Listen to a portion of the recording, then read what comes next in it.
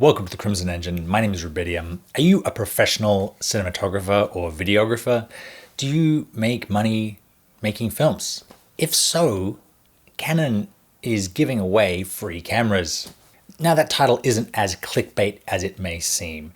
Canon have a 0% lease deal on their cinema range at the moment, meaning that you can get this camera, the Canon C200B, for about $200 a month, with the option to buy the camera for $1 at the end of the lease. So essentially, for the price of renting this camera for 1 day a month, you can own it in 3 years, 36 months.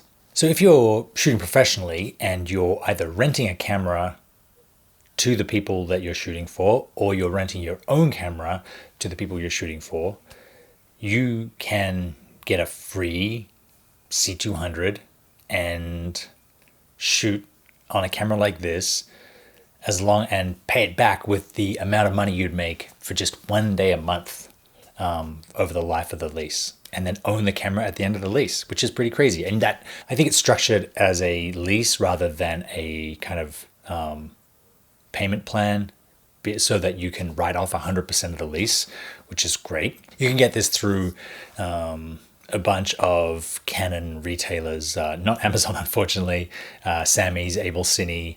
You have to check on the Canon website, which I'll leave below. This also applies to lenses and other cinema gear. So you can put together quite a package for very little money. I actually put this camera on a credit card when I bought it, which was a mistake. It probably cost me another couple $1,000 in interest by the time I'd paid it off. Now, it isn't as simple as all of that, right? You have other accessories that you're going to need to shoot with a camera like this, tripods, screens, monitors, audio gear. Maybe you have some of that already. But for me, it brought up a bigger question of, a lot of people ask, should they buy the C200? How does it compare to the Ava 1 or Alexa Mini or Blackmagic Ursa? I tend to say to those people, better for what? And better for who? Right? Because if you're not shooting at least 1 day a month in a paid capacity, why would you want to spend that much money on a camera? Why do you need a professional cinema camera?